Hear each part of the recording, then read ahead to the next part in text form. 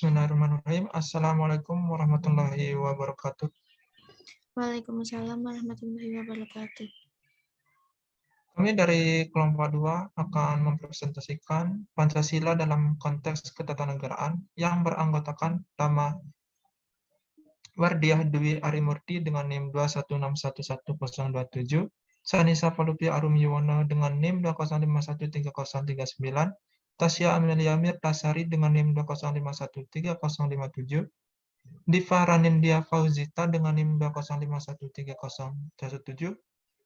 Berikutnya Zafinka Sakila Putri Iwandanu dengan NIM 2051361, Lailta Rizky Rahmatika dengan NIM 2051368, Eliantika Setianingsih dengan NIM 2051330, Aldo Putra Davitama dengan NIM 2051378, Anggito Putra Wibisono dengan NIM 2051385, dan saya sendiri, Aldo Sanggawi Wangsa dengan NIM 2051388.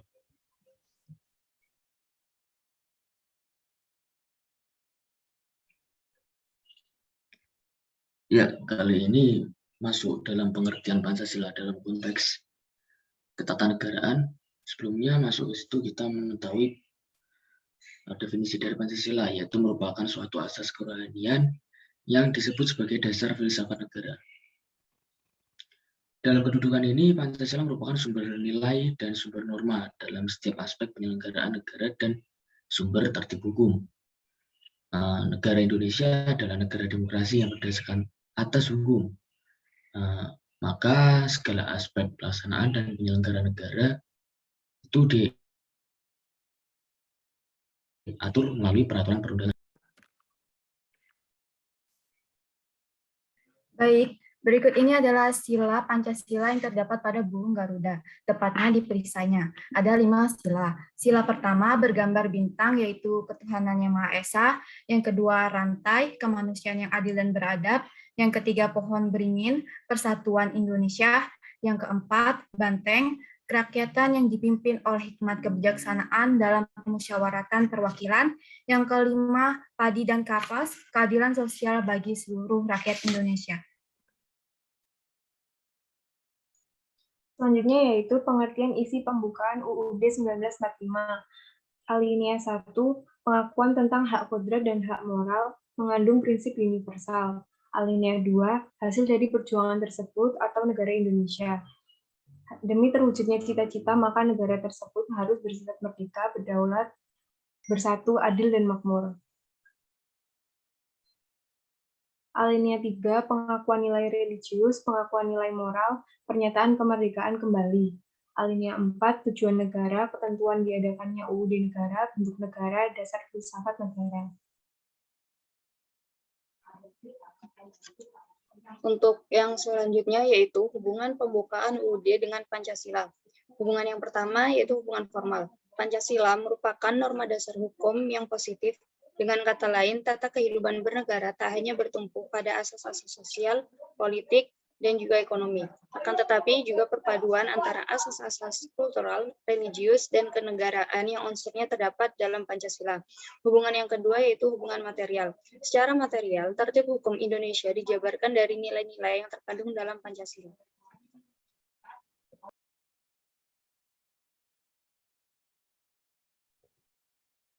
Selanjutnya adalah implementasi nilai Pancasila dalam sistem ketatanegaraan Indonesia.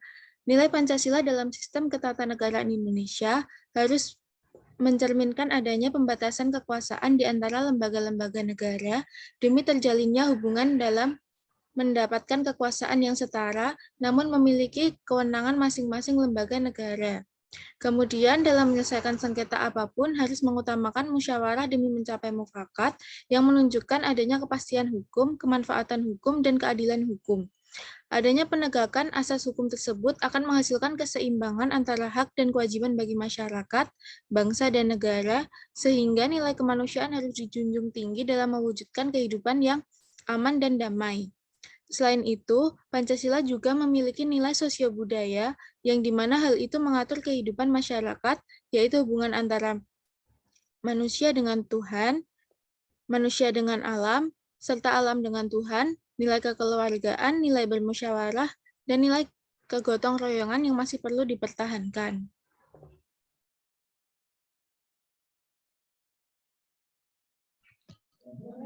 Teori pembagian kekuasaan, yakni konstitusi atau undang-undang dasar suatu negara merupakan pencatatan atau registrasi pembagian kekuasaan di dalam suatu negara.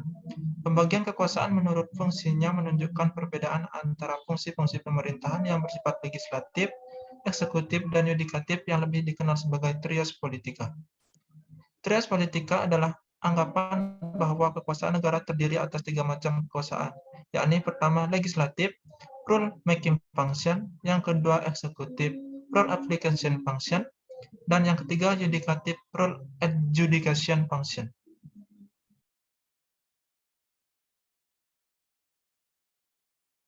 Nah, untuk kekuasaan yang pertama itu ada legislatif atau rule making function. Lembaga legislatif merupakan lembaga atau dewan yang mempunyai tugas serta wewenang membuat atau merumuskan undang-undang dasar yang ada di sebuah negara. Selain itu, lembaga legislatif juga diartikan sebagai lembaga legislator, yang mana jika di negara Indonesia, lembaga ini dijalankan oleh DPD, DPR, dan juga MPR. Nah, contoh lembaga legislatif, ya 3 itu tadi, DPR atau Dewan Perwakilan Rakyat, DPD Dewan Perwakilan Daerah, dan juga MPR Majelis Permusyawaratan Rakyat.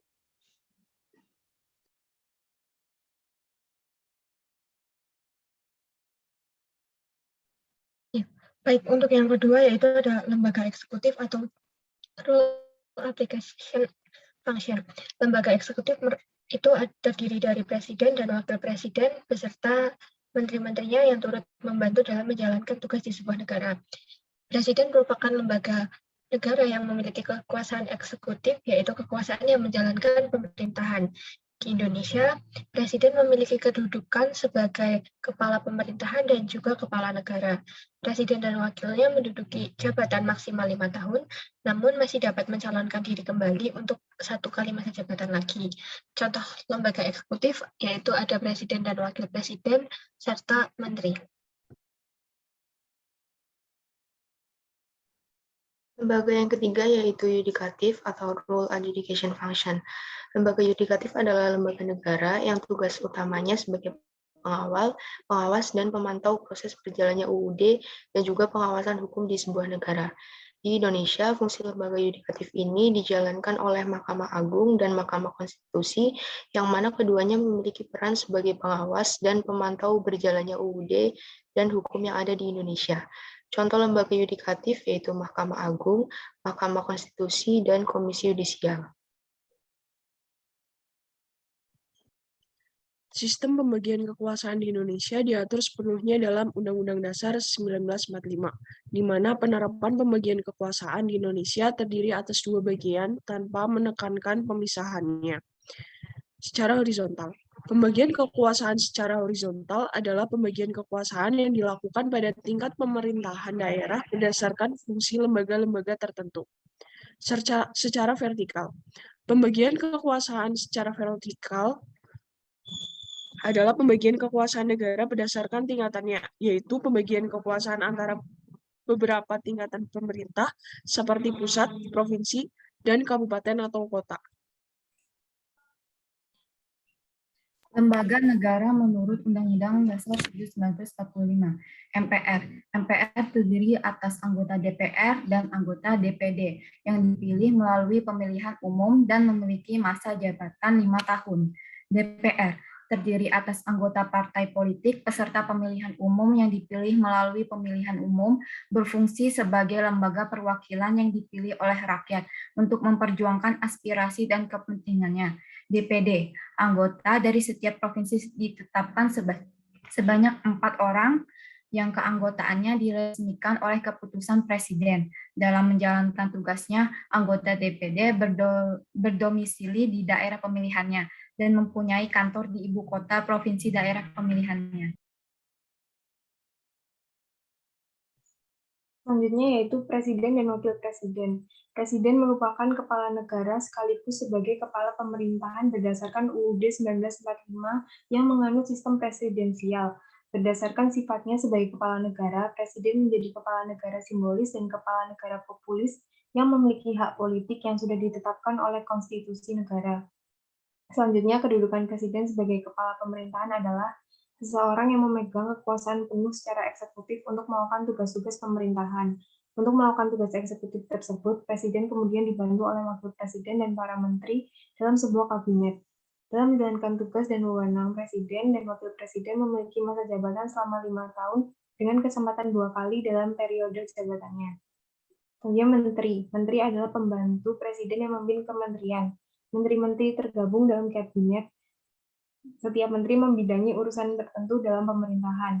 Kementerian mempunyai tugas menyelenggarakan urusan tertentu dalam pemerintahan untuk membantu presiden dalam menyelesaikan pemerintahan negara.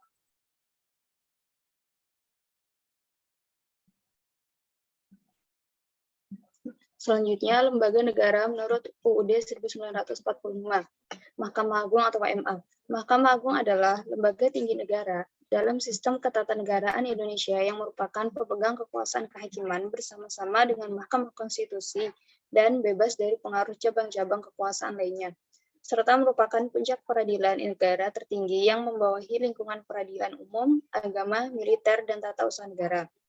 Selanjutnya, Mahkamah Konstitusi atau MK. Mahkamah Konstitusi merupakan salah satu lembaga negara pelaku kekuasaan kehakiman yang merdeka untuk menyelenggarakan peradilan guna menegakkan hukum dan keadilan. Lembaga negara ini merupakan pengawal konstitusi yang memiliki kewenangan memutus pada tingkat pertama dan terakhir. Yang terakhir yaitu Komisi Yudisial atau KY. Komisi Yudisial adalah lembaga negara yang dibentuk berdasarkan Undang-Undang Dasar Negara Republik Indonesia tahun 1945 yang berwenang mengusulkan pengangkatan Hakim Agung dan mempunyai wewenang lain dalam rangka menjaga dan menegakkan kehormatan, keluhuran martabat, serta perilaku hakim.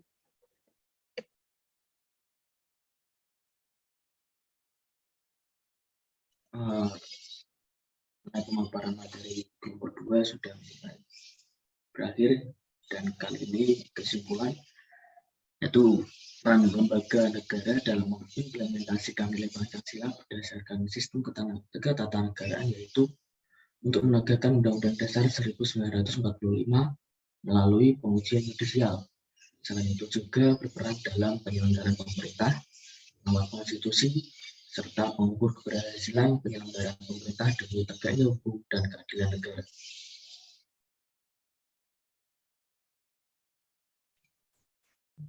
Sebelum saya menutup presentasi dari kelompok kami, apakah ada pertanyaan dari teman-teman?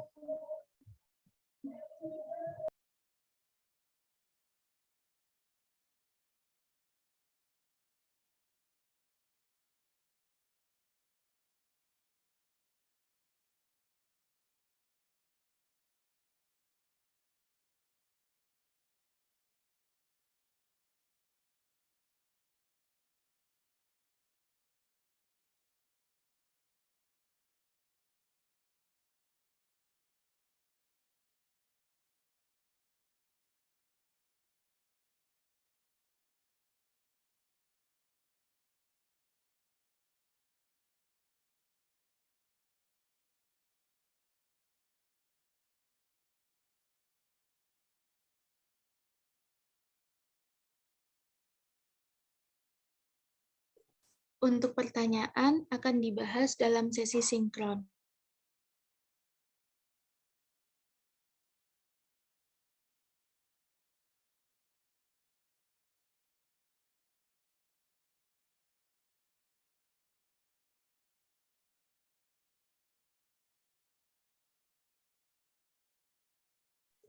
Sekian pemaparan dari kami. Wassalamualaikum warahmatullahi wabarakatuh.